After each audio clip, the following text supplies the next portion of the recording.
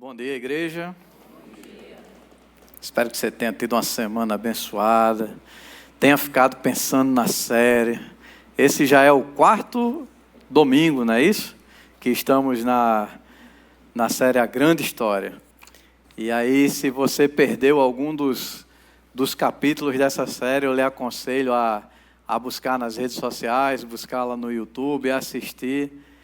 E aí você ter uma visão geral acerca de tudo aquilo que nós estamos falando nesses dias. Nessa série, o primeiro domingo foi um domingo bem introdutório. Só para a gente poder lembrar aqui, né? O primeiro domingo nós vimos que existe uma grande história.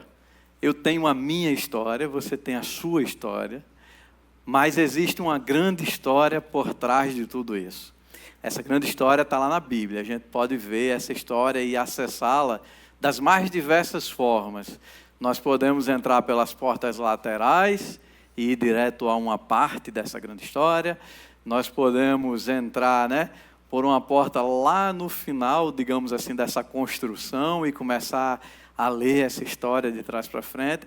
Mas o ideal, o melhor, para que nós possamos entender o nosso papel ou como a nossa história se conecta com a grande história, é nós a olharmos através do prisma da porta principal.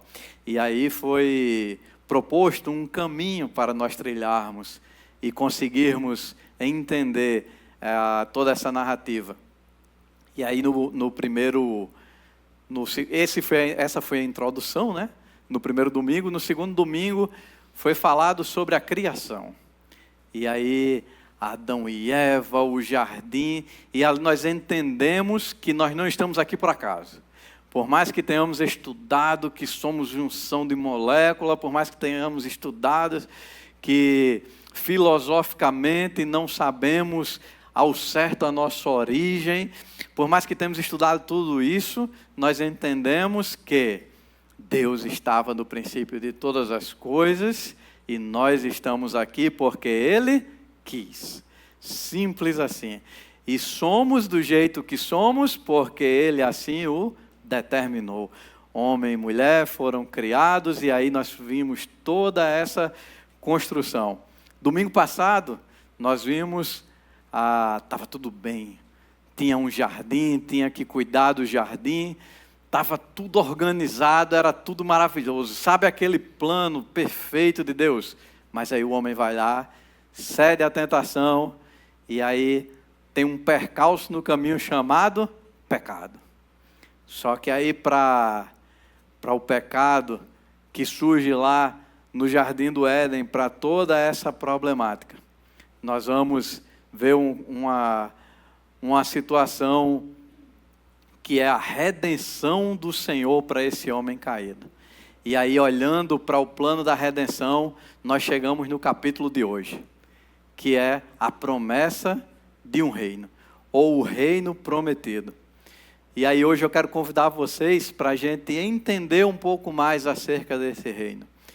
Uma coisa muito interessante é que a gente, quando olha a história de Adão e Eva, quando a gente olha a história do jardim, a gente sempre fica, mas por que eles fizeram isso? Por que eles pecaram? Por que eles cederam? E aí a gente fica com tantos porquês e porquês, mas uma coisa é fato. No livro Drama das Escrituras, o autor Craig Bartolomeu ele vai dizer o seguinte, ele vai dizer, quando as portas do jardim se fecharam por trás de Adão e Eva não perderam a sua humanidade. Houve o juízo de Deus para eles. Eles perderam o direito de estar no jardim. Eles perderam o direito de estar com todas as coisas harmonizadas. Mas eles não perderam a sua humanidade. Como eles não perderam a sua humanidade, eles ainda são o alvo do Criador. Eles ainda são o alvo do nosso Senhor. E aí o Senhor, a partir de então, providencia um caminho de redenção. E aí eu convido a você para a gente entender um pouco desse caminho. E entender como essa grande história se conecta com a nossa história. Queria convidar você para abrir a sua Bíblia no livro de Gênesis, capítulo 12. São só 3 versículos. E aí você pode dizer assim, mas como é que você quer falar acerca de tudo isso em apenas 3 versículos? É um desafio. É um tema bastante extenso que nós vamos ter que condensar nessa manhã, nesse momento aqui de culto. Mas aí você vai prestar bastante atenção e a gente vai conseguir traçar essa linha da grande história. Então, Gênesis, capítulo 12, versículos de 1 a 3 diz assim: O Senhor tinha dito a Abrão: deixe sua terra natal, seus parentes e a família de seu pai, e vá à terra que eu lhe mostrarei. Farei de você uma grande nação, o abençoarei e o tornarei famoso, e você será uma bênção para os outros. Amém. Você pode curvar sua cabeça? Vamos agradecer ao Senhor. Pai querido, nós te louvamos e te agradecemos, porque nesse momento temos a chance, Senhor, temos a oportunidade de meditarmos na sua palavra e entendermos, Senhor, acerca da grande história. Mais um capítulo, Senhor, dessa grande história e como podemos nos conectar a ela, Pai. Em nome do Teu Filho Jesus, abençoa cada um, Senhor. Que possa, Senhor, aplicar essa mensagem em seus corações, que eu possa aplicar essa mensagem em meu coração, Senhor, e nós possamos nos alimentar, Senhor, Deus querido, da Tua palavra durante toda a nossa existência, em nome de Jesus, amém.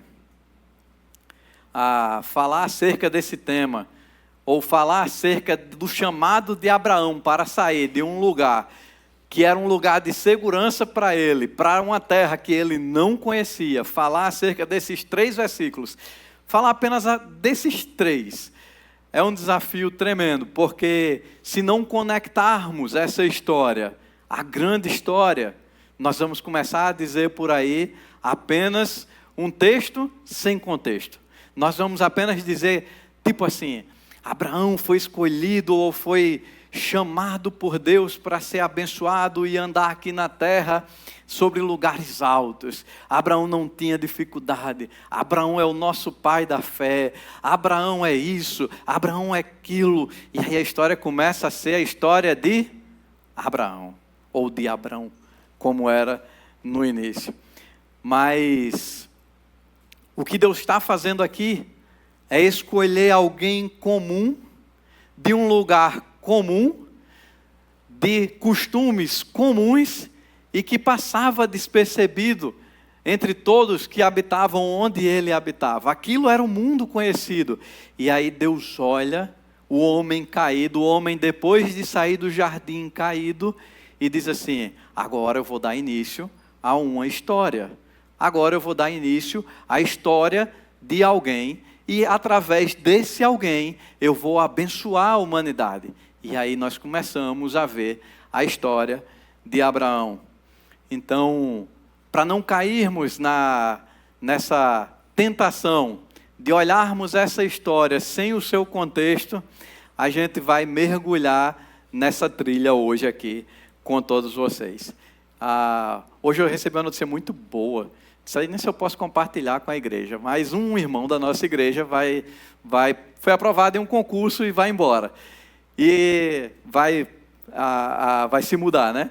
E a vontade que dá é de dizer o que Deus disse a Abraão, né?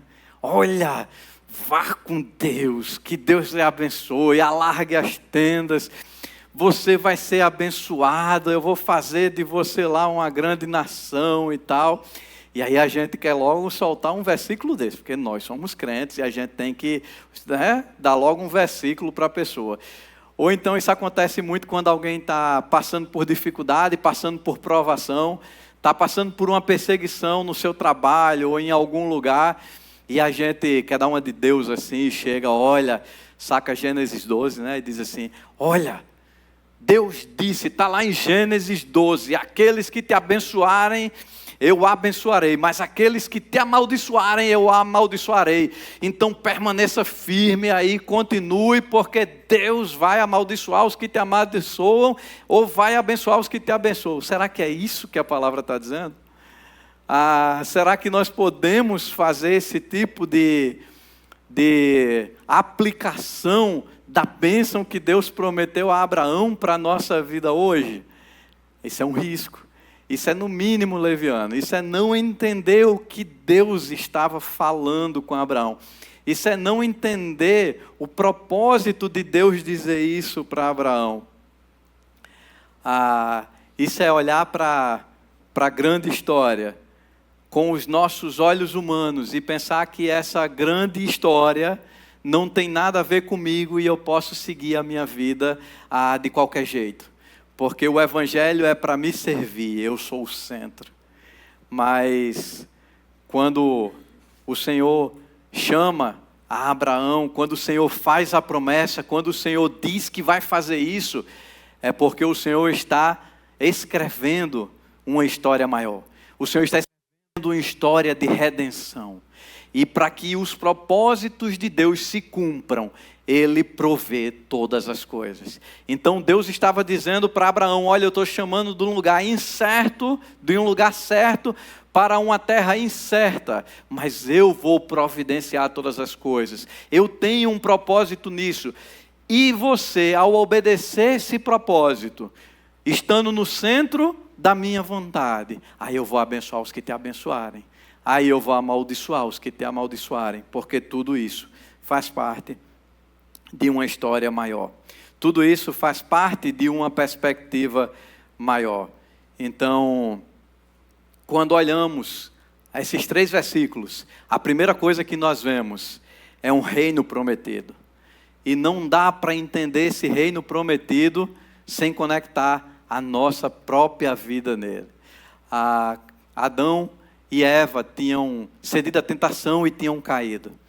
E eles tinham continuado na sua jornada, e na jornada agora cheia de pecado, cheia de atropelo, cheia de percalços, eles precisavam do Senhor, eles precisavam de Deus. Uma coisa que eles não conseguem entender acerca do juízo de Deus em trancar o jardim do Éden e os expulsar de lá, é que Deus os queria perto, mas que o seu pecado tinha uma consequência. E aí o homem vai meio que tornar a sua história uma história cíclica em cima dessa máxima.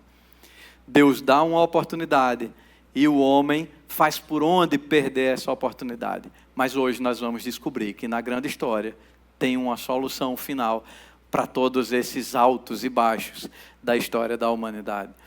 Então, Gênesis capítulo 12, a história do homem caído, ela começa a ter uma esperança, que é o reino prometido pelo Senhor. E aí, para facilitar o entendimento acerca desse capítulo da grande história, nós vamos dividi-lo em 4 partes. 4 partes até rápidas, mas só para a gente ir marcando como esse processo da grande história se conecta com as nossas vidas. Por que isso é importante?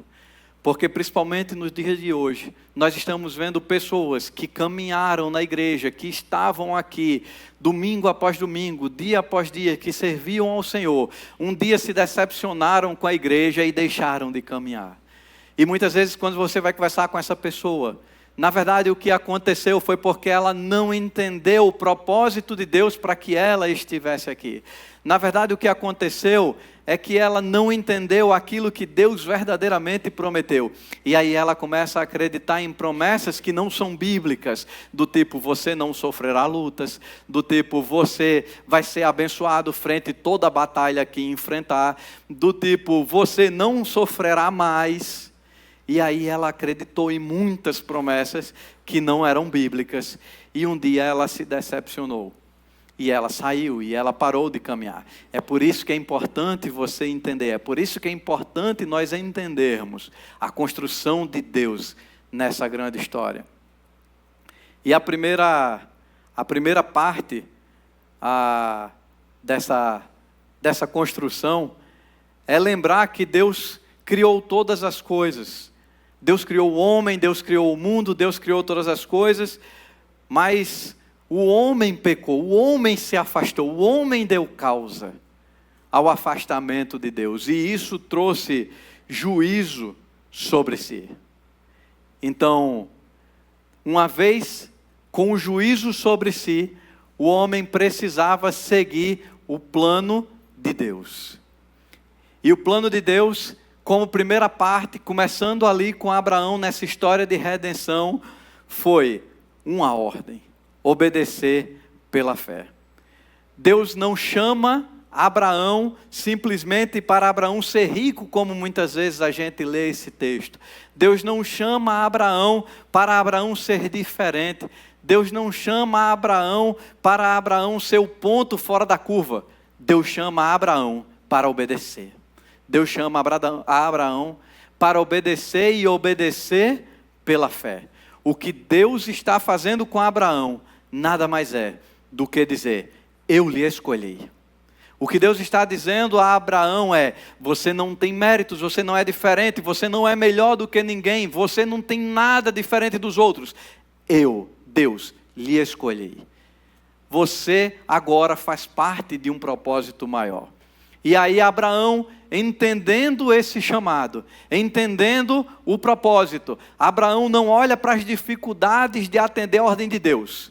Abraão olha para o que ele tem, olha para o que Deus mandou e ele decide obedecer.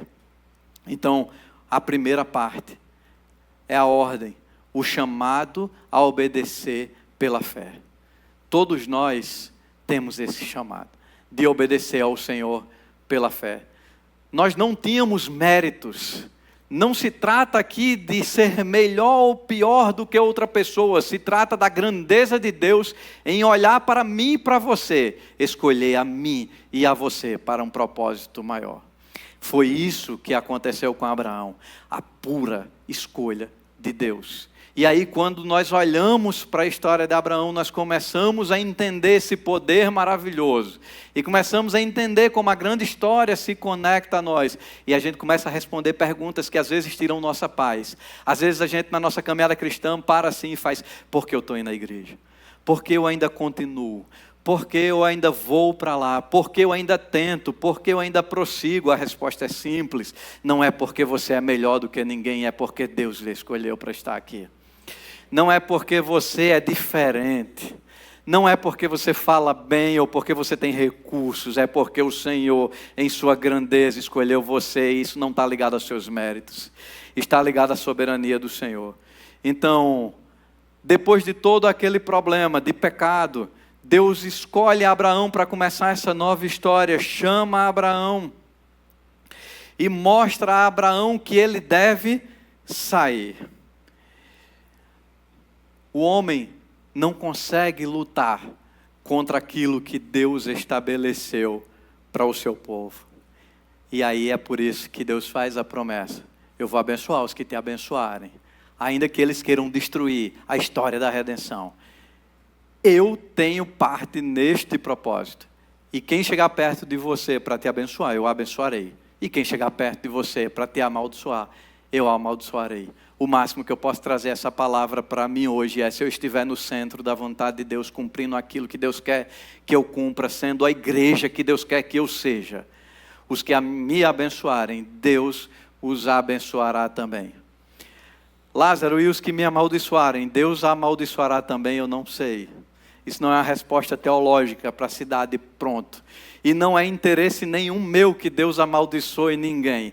E talvez se você se pegar e pensar nesse texto apenas como a primeira parte, você vai cumprir a promessa de Deus: olha, aquele que me abençoar, que Deus abençoe, e aquele que me amaldiçoar, que Deus o abençoe também. Lembra quando Davi diz assim: preparas uma mesa perante mim na presença dos meus inimigos? Não é para humilhá-los, é para que eles comunguem comigo. É para que eles encontrem o Deus assim como eu encontrei. É para que os meus inimigos possam ser alcançados pela graça que me alcançou. Então, quando vemos essa bênção, nós começamos a construir uma ideia de bênção diferente para o povo de Deus. E não a bênção ligada à dádiva do carro, à dádiva da casa nova, à dádiva do emprego quando estava desempregado. Não se trata disso. E aí, no capítulo 13... um capítulo depois daquele que estamos trabalhando, nós começamos a enxergar como Deus age em relação ao pecado da humanidade. E testemunhamos o início dessa história de redenção. Só que essa história da redenção vai ter seu ápice lá em Jesus. A história da redenção não é agora, não é com Abraão. Ela só começa aqui, é só o ponto de partida. Versículo 1, o Senhor tinha dito a Abraão: deixe a sua terra natal, seus parentes, a família do seu pai, e vá à terra que eu lhe mostrarei. Abraão recebe essa palavra e Abraão simplesmente vai. Se Abraão tivesse ido da forma como Deus falou, ia ser uma bênção. Tinha dado tudo certo. Mas versículo 4, que é um versículo que nós não lemos, tem uma coisa muito interessante, é uma característica do homem. Eu não sei se vocês já repararam, mas estamos falando da grande história. E Deus cria tudo perfeito e é tudo muito bom e está dando tudo muito certo. O homem vai lá e estraga. Nós temos essa capacidade. Deus às vezes nos diz assim: vá até ali. Aí ao invés de ir até ali, a gente vai um passo a mais. Não, mas é porque dava para ir até lá. Dava para ir mais à frente. É muito interessante essa capacidade humana. Quando estava lendo esse texto e fazendo o esboço dessa mensagem, eu lembrei que muitas vezes nós temos o complexo de Cebolinha, sabe? Sabe o Cebolinha da Turma da Mônica? O que é que Cebolinha tem? Um plano infalível para roubar o coelhinho da Mônica toda a vida, não é não? Cebolinha, ele foi feito, ele foi desenhado, ele foi pensado para ser uma criança comum, que brinca e tem os seus problemas de criança. Mas toda hora Cebolinha quer o coelho da Mônica, ele quer fazer uma coisa errada. Ele quer ir lá roubar o coelho. E aí quando ele tem um plano infalível, esse plano todas as vezes dá errado. E Cebolinha volta machucado. Às vezes nós somos assim.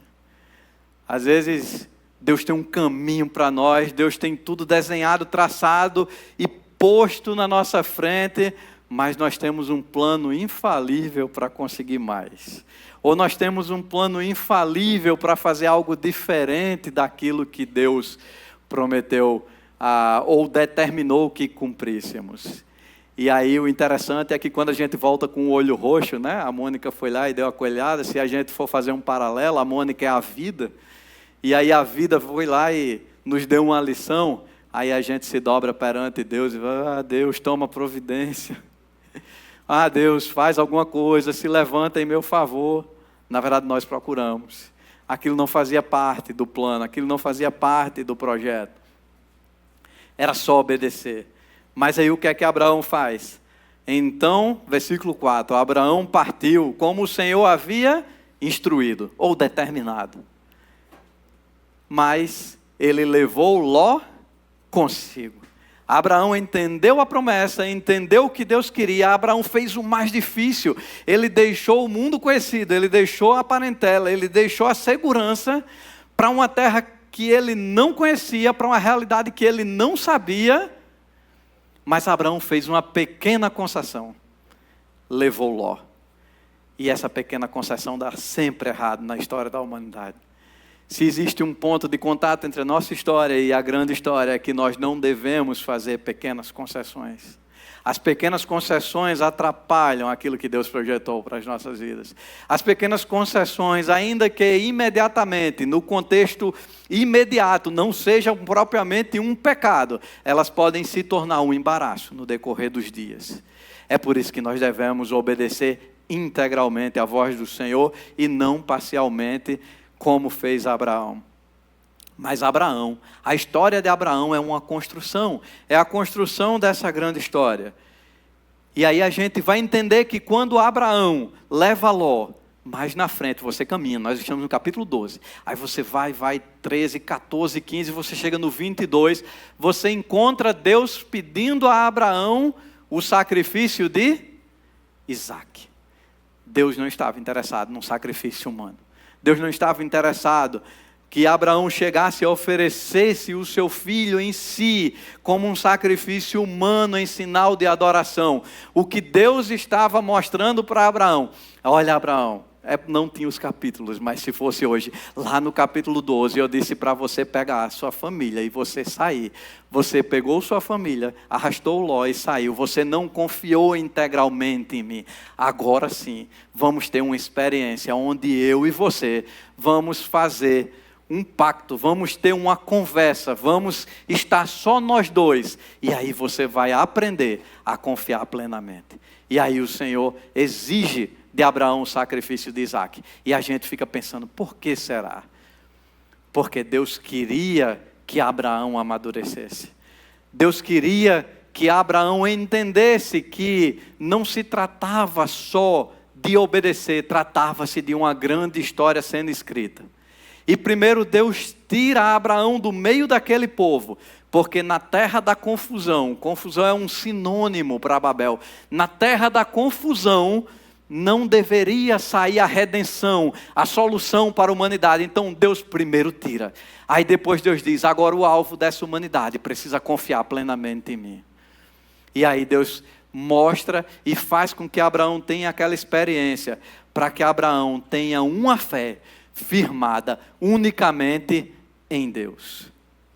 E aí, nós conhecemos a história. No desfecho, no final dessa parte do sacrifício, o Senhor revela-se e o Senhor mostra qual o sentido de tudo aquilo.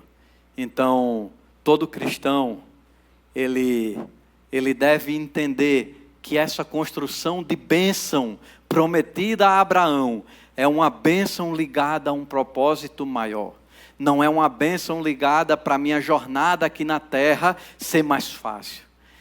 A obediência, a nossa obediência, ela não depende de promessas que o Senhor nos fez. A nossa obediência não está firmada naquilo que o Senhor disse que me daria. A nossa obediência está firmada no conhecimento que temos acerca de sua grandeza. A obediência de Abraão, obedecer pela fé, é entender que Abraão estava saindo do melhor lugar, humanamente falando, e indo para o pior lugar, mas que Deus andaria e estaria com ele. Abraão não saiu porque queria ser rico, porque queria ter posses. Muitas das coisas Abraão já tinha. Abraão saiu porque entendia, porque conhecia o Deus que o mandou sair. Então todo cristão deve entender que bênção, a bênção bíblica, essa bênção descrita no Velho Testamento, essa bênção para nós, ela está ligada intimamente ao nosso conhecimento e à nossa confiança de Deus. Ela está ligada intimamente àquilo que acreditamos. Então a fé fundada em Deus, ela pode até ter a esperança de um resultado. A fé firmada em Deus, ela pode até ter a esperança que algo bom aqui na terra aconteça. Mas quando ela é firmada realmente em Deus, ainda que esse algo bom, que é uma esperança humana nossa, não ocorra, nós não vacilamos, nós não deixamos a Deus. Eu não sei, mas eu acho que todos já passaram pela experiência de orar por alguém que estava enfermo, um parente, um irmão, um amigo, e orar com fé e pedir para que Deus o cure, para que Deus o livre daquela enfermidade. E o final do processo, aquela pessoa partir para a glória. Essa partida não abala a nossa fé, porque a nossa fé não é firmada no resultado, é firmada no Deus que provê todas as coisas. Então, fazendo isso, a gente começa a entender os dois conceitos principais que estavam envolvidos na ordem dada a Abraão para sair, que é a escolha incondicional de um homem comum e a obediência de Abraão, fruto da confiança que ele tem em Deus. Isso tem muito a ver conosco. Um dia, Deus chamou a mim e a você, simples, comuns, iguais. Isso não tem a ver com os nossos méritos, tem a ver com a escolha dele. E esse segundo tópico, na nossa fé, tem que estar firmada na certeza de quem ele é e o que ele faz são as consequências para a minha vida. Então, se a primeira parte dessa grande história foi a ordem, o chamado para obedecer pela fé, a segunda parte é a promessa. Deus estabelecerá o seu reino entre os homens. Deus não chamou Abraão para ser rico, Deus chamou Abraão para começar uma história de redenção a fim de estabelecer o seu reino. Todas as coisas que o Senhor vai prometendo fazem parte de um enredo para que a sua vontade seja manifesta aos homens.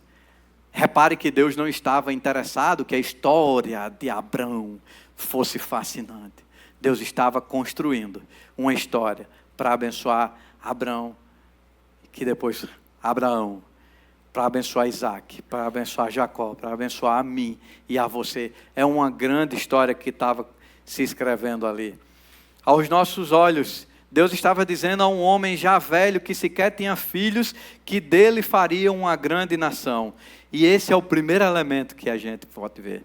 Deus não estava prometendo só a Abraão uma grande nação geográfica, Israel. Israel agora foi formado, Israel é uma bênção, Israel é o povo que Deus escolheu. Mas quando nós vamos caminhando no decorrer da Bíblia, nós vamos ver que essa grande nação somos todos nós. É o evangelho propagado aos gentios. É o evangelho que sai do reino geográfico de Israel, atinge a todo mundo e existe salvação. Então, em primeiro lugar, Deus estava dizendo para Abraão: olha, eu vou fazer de você uma grande nação. Em segundo lugar, Deus promete abençoar Abraão. E a bênção, nesse caso, Abraão se tornou rico. Não, a bênção no Velho Testamento, ela estava ligada a uma capacidade dada por Deus, para que a pessoa pudesse caminhar aqui na terra e caminhando aqui na terra, desfrutar da plenitude daquilo que Deus criou. A bênção no Velho Testamento estava ligado à ideia de Deus prover ao homem, de Deus prover ao ser humano a capacidade de enfrentar as dificuldades aqui da terra, sem negar o seu nome. O que Deus estava dizendo não era: Abraão, agora eu vou colocar um ar-condicionado no deserto. Deus estava dizendo: vai ter deserto, vai ter dificuldade, os desafios do deserto estarão lá para você caminhar, mas a minha bênção, o meu vigor, eu darei para você os elementos necessários, eu darei para você a capacidade necessária para que você caminhe por esse deserto. E aí, se você trouxe para hoje, deserto a gente sempre fala de luta, mas eu não estou falando disso.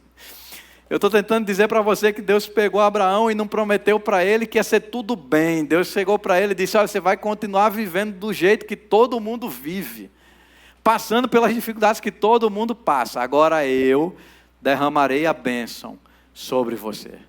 E a minha bênção é a ferramenta necessária para que você suporte essa jornada.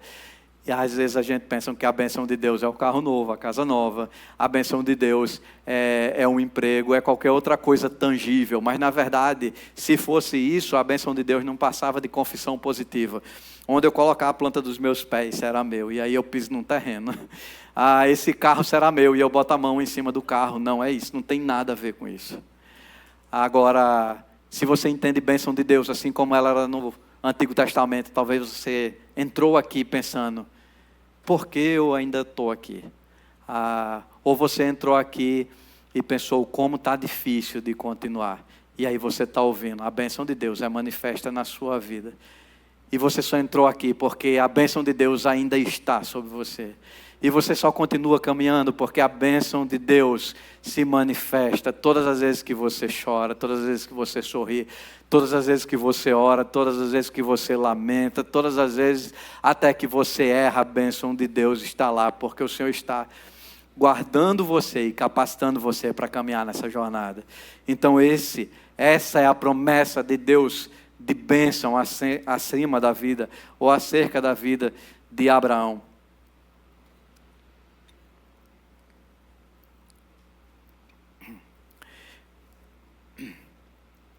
E aí, nós já falamos em primeiro lugar, em segundo lugar, em terceiro lugar, Deus promete que Abraão será famoso. Deus prometer que Abraão será famoso é muito bom. Olhar com os nossos olhos, olhar pela lente da nossa história seria assim: Abraão vai abrir uma conta no Instagram, Abraão vai ter uma conta no YouTube, ele vai ter milhões de seguidores e ele vai ser reconhecido. Abraão andará com 15 seguranças. Abraão será famoso, ninguém conseguirá chegar perto de Abraão.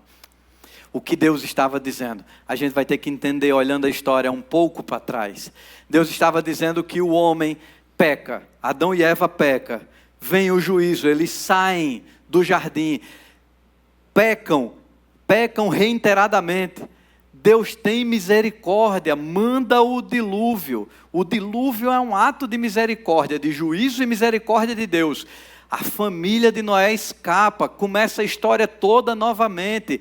Quando o homem pode olhar para Deus e dizer assim: Deus, eu estou entendendo o teu propósito para mim. Aí o que é que o homem faz? Vamos construir uma torre para não sermos mais exterminados como foram os nossos antepassados. E se você olhar no texto da Torre de Babel, você vai ver que os homens dizem assim: assim nós ficaremos famosos, assim nós teremos um nome e seremos reconhecidos. O que Deus está dizendo para Abraão, quando diz assim: eu vou torná-lo famoso, é dizer, eu lhe tirei do lugar da confusão, lhe coloquei em um lugar que não tinha perspectiva nenhuma, mas nesse lugar de caos, nesse lugar sem perspectiva, eu mostrarei a toda a terra que eu sou Deus. Você será famoso para que a minha glória seja manifesta. Você não será famoso porque você pediu, Abraão não pediu isso. Você não será famoso porque eu quero lhe abençoar. Você será famoso para que eu seja conhecido.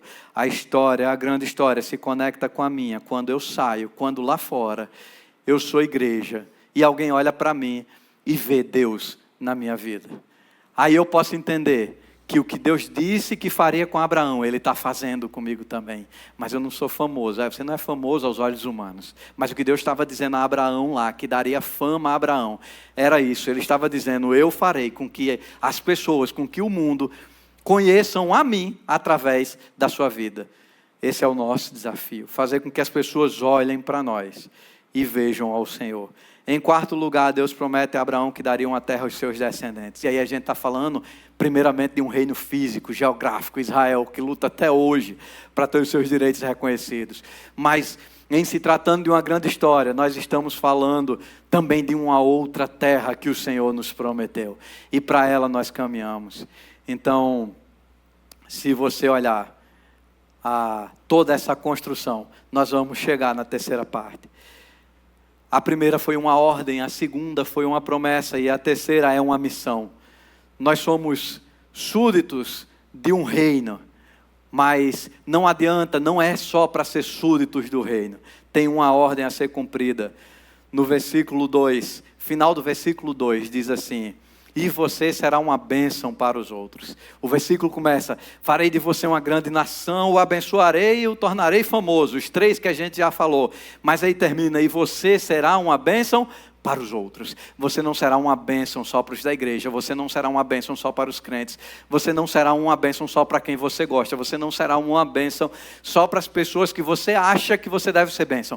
Você deve ser uma bênção para o mundo. Você deve ser uma bênção para os outros. Eu devo ser uma bênção para os outros. A bênção, ser uma bênção não é uma carreira solo. Eu não posso ser bênção, o meu salário não é bênção só para mim e para minha casa. Ele tem que ser bênção para os outros. Enquanto não entendermos isso, não entenderemos a grande história e não entenderemos como ela se conecta conosco. Nós não podemos ser seletivos. Deus disse para Abraão: por meio de você, todas as famílias da terra serão abençoadas. Nós estamos falando de um propósito. Nós estamos falando que se nos colocarmos no lugar e entendermos que existe propósito para a minha vida aqui na terra, existe uma ordem. E essa ordem é abençoar as pessoas. Abençoar as pessoas que estão aqui dentro, sim. Abençoar as pessoas da minha família, sim. Mas abençoar as pessoas que estão lá fora. A grande história, a grande história não é focada na bênção de Deus sobre Abraão. A grande história não é focada em Abraão como uma pessoa diferente ou diferenciada que alcançou o favor de Deus. A grande história é focada na grandeza e na vontade soberana de Deus em reconciliar a humanidade com Ele. Então, quando nós olhamos para Abraão, nós vemos que, além de obedecer a tudo que o Senhor estava mandando, ele tinha a ordem de ser bênção para os que estavam ao redor dele. Ele tinha a ordem de ser bênção para quem estava próximo. Se você olhar essa história, se você olhar a grande história, você vai ver Abraão meio que estragando esse plano perfeito, né, do Senhor. Primeiro ele leva Ló, e aí Depois Abraão não consegue ser tão firme na promessa, recebe Agar, tem Ismael. Depois Abraão diz que Sara é a sua irmã, não é a sua mulher. Aí depois você vem para a história de Jacó e Esaú. Depois você vem para a história de José sendo vendido pelos seus irmãos.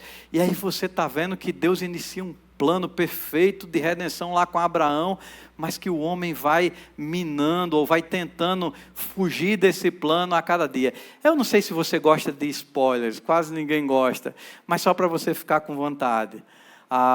Se hoje estamos falando sobre o reino, né, prometido, a próxima mensagem será sobre um reino redimido, porque mais uma vez, assim como fez Adão e Eva, assim como fizeram todos os outros, o homem vai dar um trabalho maior nesse plano da redenção. E tudo isso fala da nossa humanidade, fala da nossa capacidade de estragar as coisas. Fala da nossa capacidade de simplesmente nos colocar diante de Deus, Deus dizer o que temos que fazer e nós fazermos um pouco diferente. As nossas pequenas concessões. A primeira parte foi a ordem, a segunda a promessa. A terceira foi a missão. Qual é a missão? Ser bênção para todos. A quarta parte a gente vai adiantar o final da história. Porque a quarta parte é a consumação. O reino de Deus só será pleno com o sacrifício de Cristo na cruz do Calvário. A gente viu que Abraão recebe uma ordem, que ele recebe a ordem de sair. Essa ordem está atrelada a uma promessa, que é um novo reino. A gente entende que ele tem uma missão de ser bênção. Entende que as coisas não fluem como deveriam fluir por causa do pecado. Mas a grande história nos mostra, nesse plano, a consumação. Nos mostra o reino de Deus sendo pleno em Cristo Jesus. E como é que a gente dá esse salto tão grande? A história começa lá com Abraão, mas o apóstolo Paulo vai escrever aos Gálatas, capítulo 3. Da mesma forma, Abraão creu em Deus e assim foi considerado justo. Logo, os verdadeiros filhos de Abraão são aqueles que creem. As Escrituras previram esse tempo em que Deus declararia os gentios justos por meio da fé. Ele anunciou essas boas novas a Abraão há muito tempo, quando disse: todas as nações da terra serão abençoadas por seu intermédio. Portanto, todos os que creem participam da mesma bênção que Abraão recebeu por crer. É por isso que nós temos esse salto na história. É por isso que nós entendemos que o descendente de Abraão, Jesus Cristo, o descendente de Abraão, aquele prometido lá no início da história, a história vai se desenrolando até chegar em Jesus, o descendente prometido, que consuma a obra de salvação na cruz do Calvário e nos dá acesso ao reino. Então, é por meio de Jesus que a promessa feita a Abraão se concretiza. É por meio de Cristo que todas as nações são abençoadas plenamente. E por fim, é por meio de Cristo que surge um povo abençoador, eu e você. É por meio de Cristo que nós podemos cumprir a nossa missão. Pastor Pedro fala que ele gosta muito de citar isso. O motivo de existirmos é representar o rei em seu reino, sendo bênção para todas as pessoas. Amém. É essa a nossa missão. E depois de desenharmos esse panorama da grande história, ou essa parte da grande história, essa parte grande, né? Da grande história, que começa com o chamado de Abraão. E aí a gente caminha por todo esse texto, até a gente chegar em Jesus Cristo como consumação.